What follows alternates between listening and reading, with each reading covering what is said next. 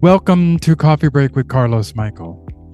Today's episode is one of the hardest conversations we can have. Hearing that someone we love has been diagnosed with stage 4 pancreatic cancer. If you have ever faced this kind of news, you know how time slows down, how the weight of uncertainty settles in, and how words feel impossible to find. This episode isn't about fixing grief or offering false hope. It's about holding space for raw emotions, the quiet moments, and the love that carries us through in times like these. No one should have to walk this road alone. So, wherever you are in your journey, whether you're a caregiver, a friend, a family member, or just someone seeking understanding, I hope this conversation brings you comfort. Let's coffee break.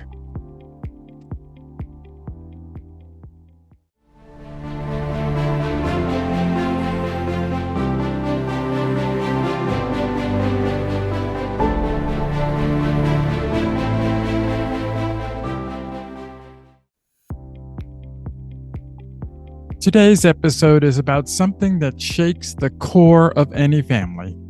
Hearing the words that a loved one has been diagnosed with stage 4 pancreatic cancer, or any cancer for that matter.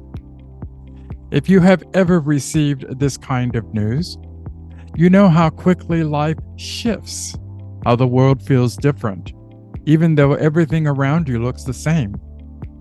There is no roadmap for processing this. How can there be? No guidebook that tells you exactly how to feel or what to say. And you know what? That's okay. This conversation isn't about fixing the grief or offering false optimism.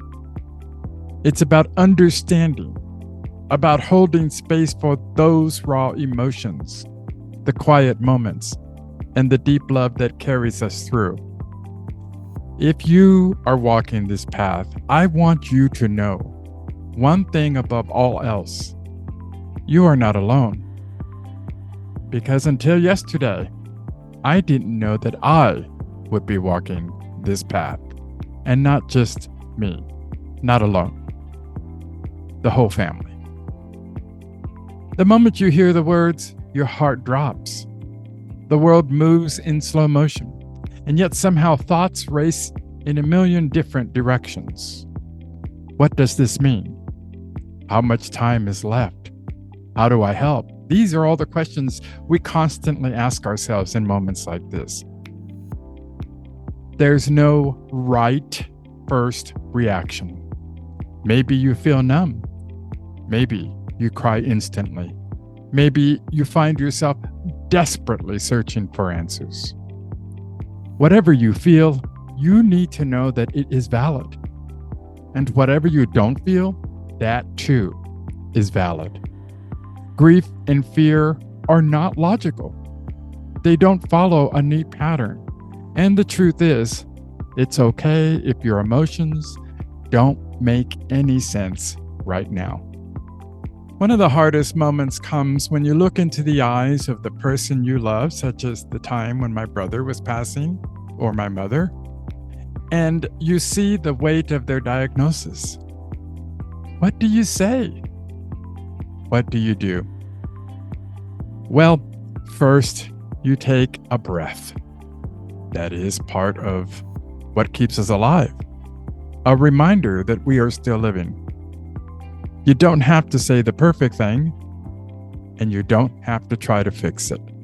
You just have to be there. Sometimes the simplest words are the most powerful, such as, I'm here with you. I love you.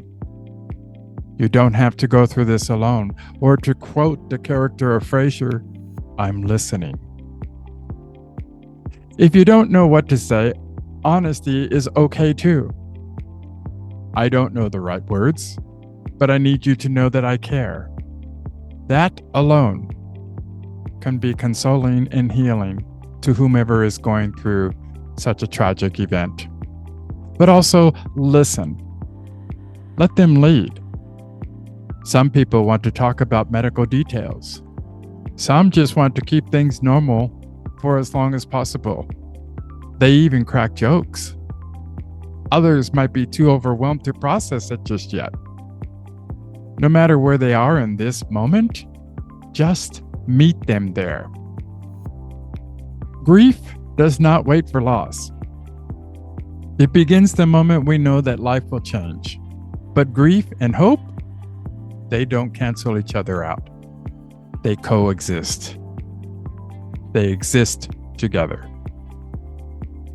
Hope in times like this does not have to mean believing in miracles, although it is okay to believe in and pray for a miracle, asking the Father for a miracle, providing it is according to His will and for the greater good.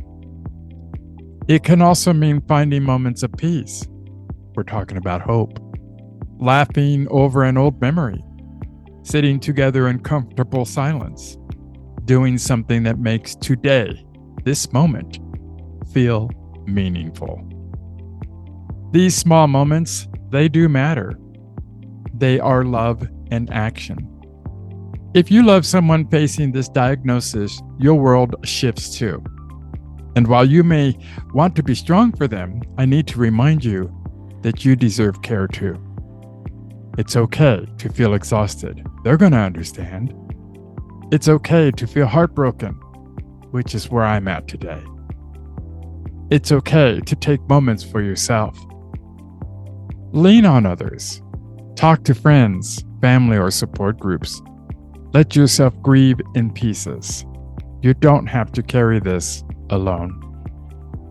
If you're walking through this as we are now walking through this, and more importantly, the diagnosed and much loved family member who is walking through this, I just want to say, your love matters. Your presence matters. And even in the hardest moments, connection makes all the difference in the world. Whatever emotions you're feeling, let them be. Whatever support you need, reach for it. You are not alone. Thank you for listening. Take care of yourself. Love God with all your everything. Be a great neighbor and hold close to the people who matter most in this moment.